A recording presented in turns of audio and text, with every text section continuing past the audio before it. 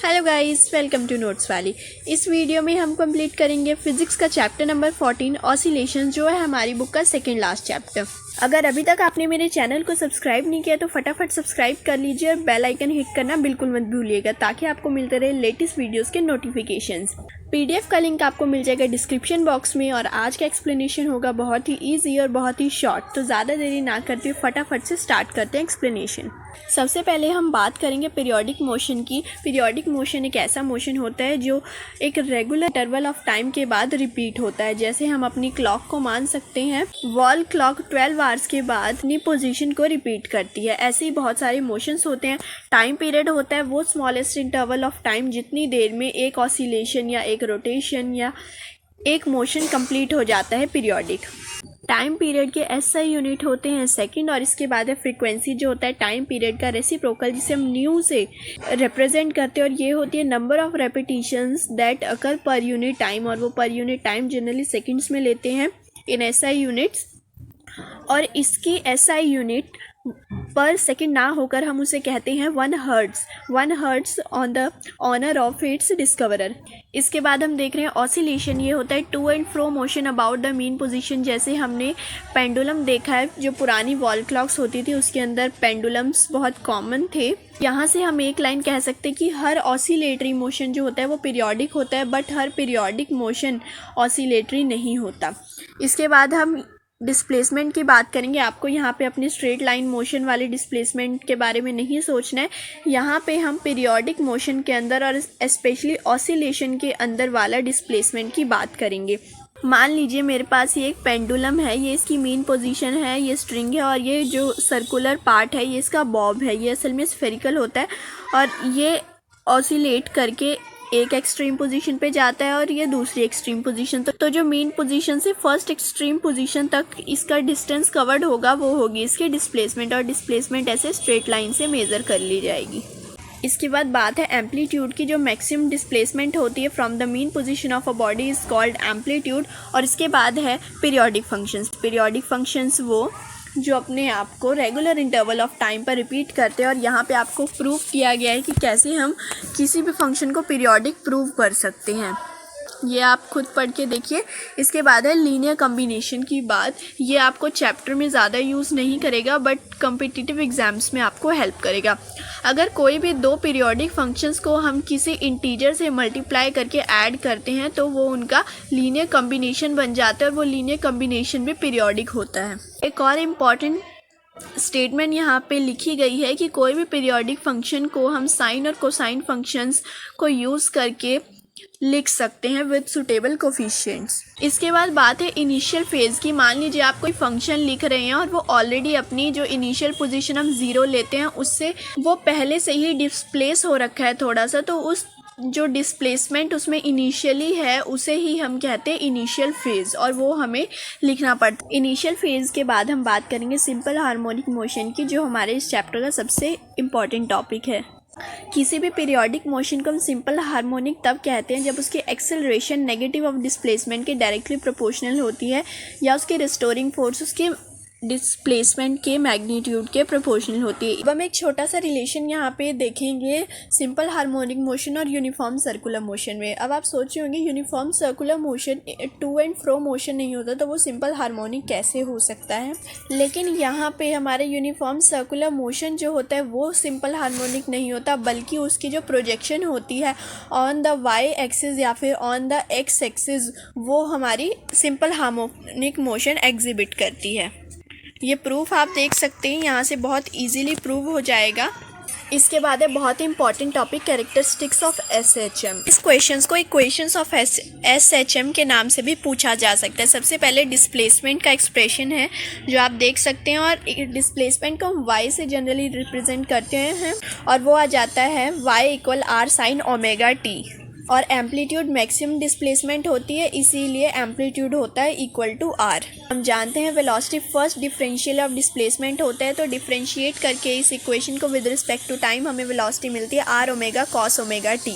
जिसे हम different forms में एज पर नीड चेंज कर सकते हैं और एक्सेलरेशन का फॉर्मूला आ जाता है -y/ओमेगा²।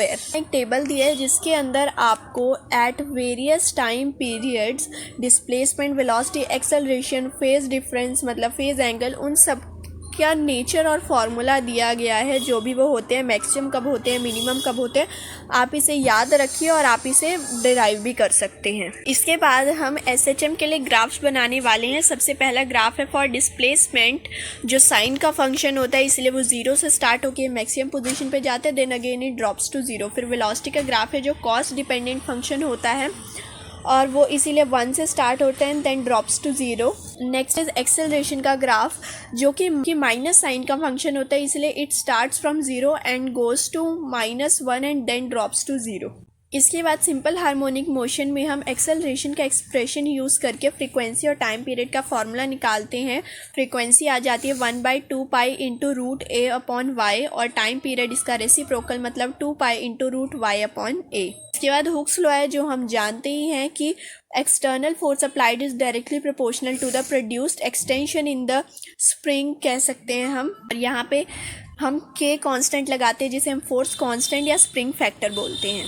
एसएचएम के लिए फोर्स लॉ होता है, इसे भी हम बहुत इजीली प्रूव कर सकते हैं और यहाँ से हमें मिल जाते हैं ओमेगा इक्वल √K/m। कुछ ऐसे सिस्टम्स देखने जा रहे हैं जो एसएचएम एग्जीक्यूट करते हैं और बहुत ही इंपॉर्टेंट है एग्जामिनेशन पॉइंट ऑफ व्यू से। सबसे पहले हॉरिजॉन्टली लोडेड स्प्रिंग है, इसके अंदर आपको सबसे पहले प्रूव करना होता है कि ये एसएचएम एग्जीक्यूट करता है। इसके बाद इसके टाइम पीरियड या फिर फ्रीक्वेंसी के लिए आपको फॉर्मूला निकालना होता है। और सिमिलर केस होता है वर्टिकली लोडेड स्प्रिंग के लिए, दोनों ही एग्जाम में आ सकते हैं। आपके टेक्स्ट बुक में आपको वर्टिकली लोडेड स्प्रिंग नहीं मिलेगा।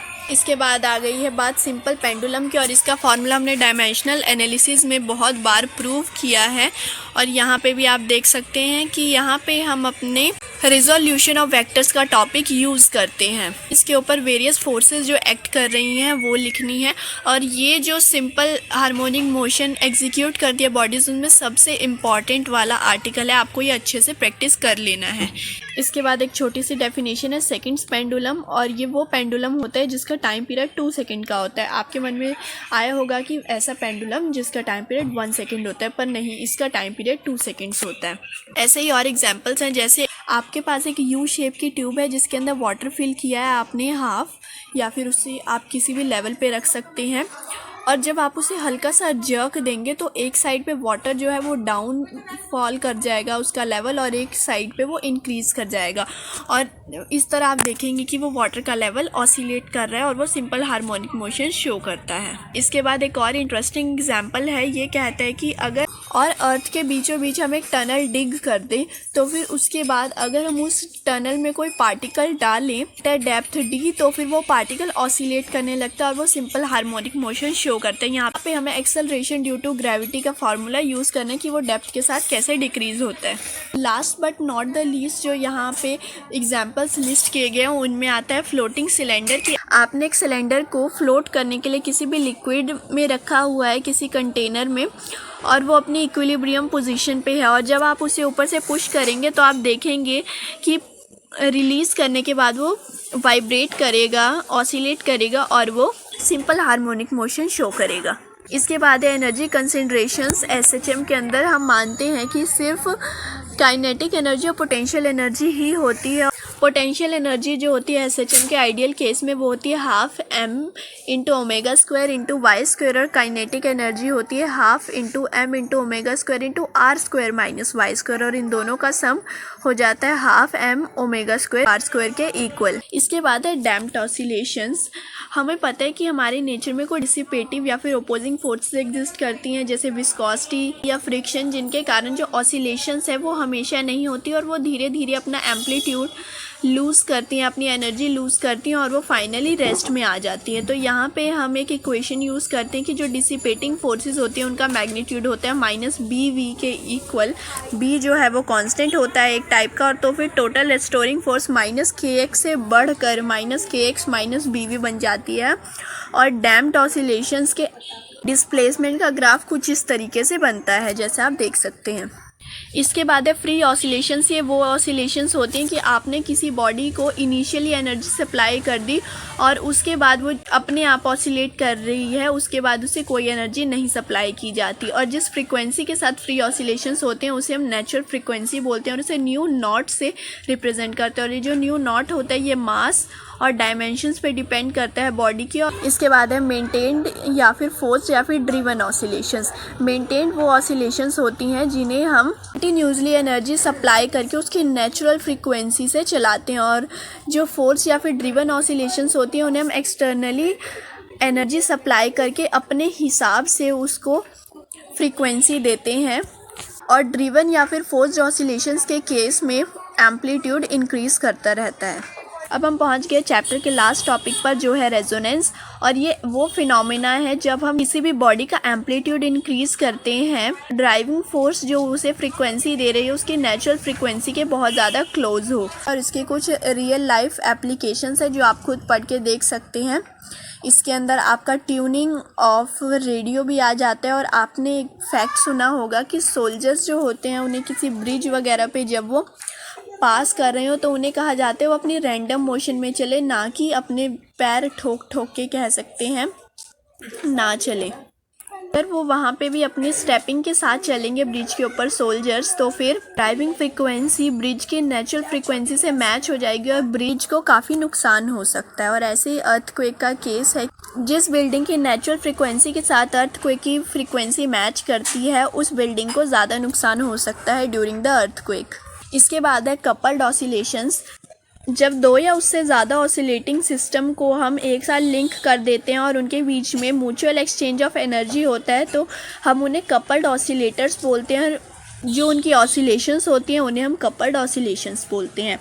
और at the end of this chapter यहाँ पे कुछ इंपॉर्टेंट रिजल्ट्स और फार्मूलाज दिए गए हैं जो आपको न्यूमेरिकल सॉल्व करने में काफ़ी हेल्प करने वाले हैं। और यहाँ से एक फैक्ट निकलता है कि डैम्पिंग के साथ टाइम पीरियड इंक्रीज हो जाता है। तो गाइज यहीं ख़त्म होता है हमारा चैप्टर नंबर 14 ऑसिलेशंस का एक्सप्लेनेशन। आई होप आपको कंटेंट और एक्सप्लेनेशन पसंद आया होगा। PDF का लिंक आपको डिस्क्रिप्शन बॉक्स में मिल जाएगा। और अगर अभी तक आपने मेरे चैनल को सब्सक्राइब नहीं किया तो फटाफट सब्सक्राइब कर लीजिए और बेल आइकन हिट कर दीजिए ताकि आपकी पढ़ाई पीछे ना रह जाए। और आप इस वीडियो को ज़्यादा से ज़्यादा शेयर कीजिए ताकि आपके फ्रेंड्स भी अच्छे नोट्स का बेनिफिट उठा सकें। नेक्स्ट वीडियो में हम मिलेंगे फिजिक्स के चैप्टर नंबर 15 वेव्स के साथ, जिसके साथ ख़त्म हो जाएगा हमारा फिजिक्स क्लास 11th का सिलेबस। तब तक के लिए जुड़े रहिए हमारे साथ। Thanks for watching. Bye bye.